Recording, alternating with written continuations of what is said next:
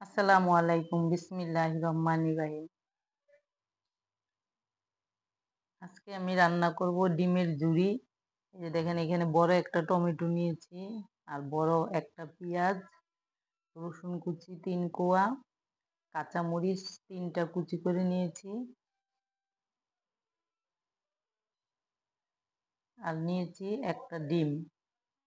আপনারা যে কয়টা ডিম খেতে পারেন ২ টা ৩ টা, এটা আপনাদের ইচ্ছা।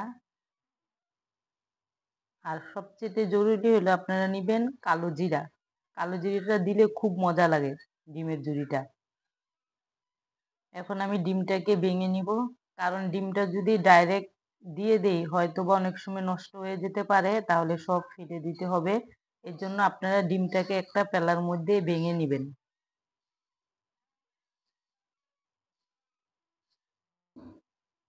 এখন আমি চলেন রান্নাটা স্টার্ট করি।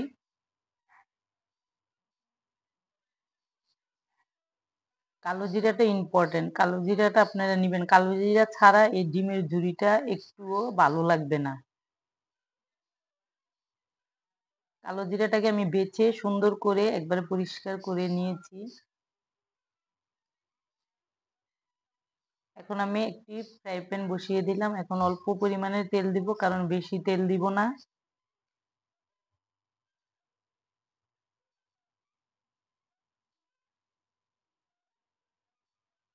তেলটা একটু গরম হয়ে গেলে তারপর আমি এখন এর ভিতরে পেঁয়াজ কুচি দিয়ে দিব।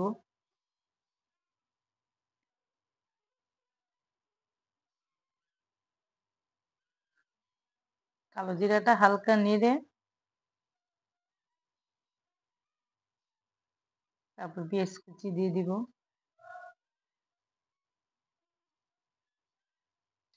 কুচিটা একটু হালকা নাড়বো, কারণ বেশি ব্রাউন কালার করব না।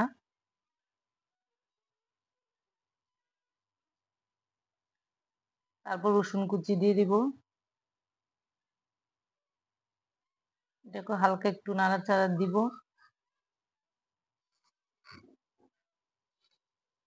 কারণ কালো জিরা আছে এর জন্য বেশি একটা নাড়াচাড়া দিব না।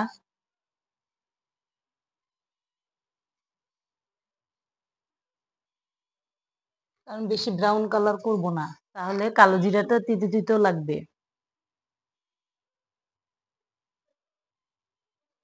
এভাবে হালকা চুলার আঁচ একবারে কমিয়ে দিয়ে এভাবে নাড়াচাড়া করবেন, যাতে পেঁয়াজটা বেশি লালচা না হয়, তাহলে ডিমের ঝুরিটা মজা লাগবে না। হালকা হালকা বাদামি কালার হলেই আমি এখন টমেটোটা দিয়ে দিব। টমেটো কাঁচামরিচ দুইটাই দিয়ে দিব।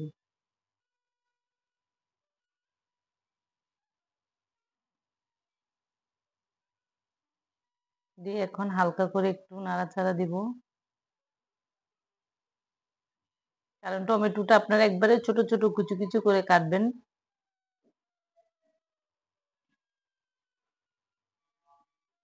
একটু নাড়াচাড়া দিব, যাতে টমেটোটা একবারে ভালো করে ভাজা ভাজা হয়ে যায়।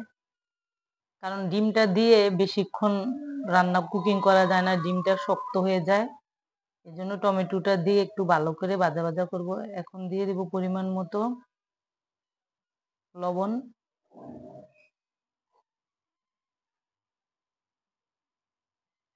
তারপর একটু নাড়াচাড়া করব, কারণ টমেটোটা যাতে হালকা ভাজা ভাজা হয়ে যায়। এভাবে আপনারা সুন্দর করে নাড়াচাড়া করবেন, কারণ টমেটোর গায়ে হালকা পানি থাকে। এটাকে একবারে শুকিয়ে ভাজা ভাজা করে নিব, তাহলে ডিমের ঝুরিটা খেতে খুব মজা লাগবে। তারপর এখন দিব ১ চিমটি হলুদের গুঁড়া শুধু, কারণ মরিচ দিব না। এখানে আমি কাঁচা মরিচের পরিমাণটা বেশি দিয়েছি, এজন্য সামান্য হলুদ দিয়ে আবার একটু নাড়াচাড়া করব।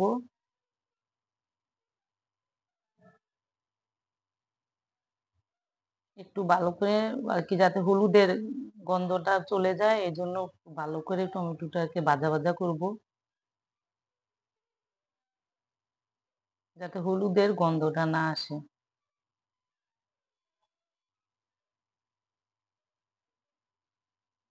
কারণ ভালো করেই নাড়াচাড়া দিয়ে ভাজা ভাজা করতে হবে। তারপর ডিমটাকে দিয়ে দিব এখন। আপনারা ২ টা, ৩ টা, ৪ টা টমেটোর পরিমাণও বাড়িয়ে দিতে পারেন। যে যতটুক খাবেন অতটুক বাড়িয়ে নিবেন। কারণ এই রান্নাটা একবারে টমেটোটা ভালো করে ভাজা, ভাজা হয়ে গেলে ডিমটা দিয়ে আর বেশিক্ষণ কুকিং করা যাবে না। এখন একটু ভালো করে নাড়াচাড়া করে এই খাবারটা এত সুস্বাদু! কারণ আমি কখনো খাই নাই। এই ফার্স্ট টাইম খেয়েছি। আমার কাছে এত ভালো লাগছে এই রান্নাটা। এটা আমার নিজেরই রেসিপি। আমি কারো থেকে দেখিও নাই, শিখিও নাই।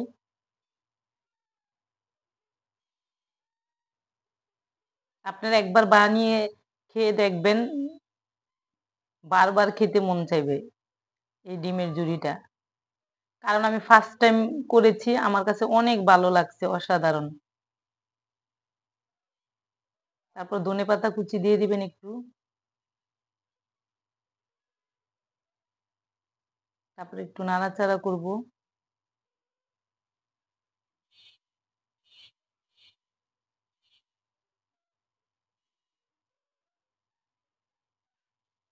অনেক মজা এই ডিমের ঝুড়িটা।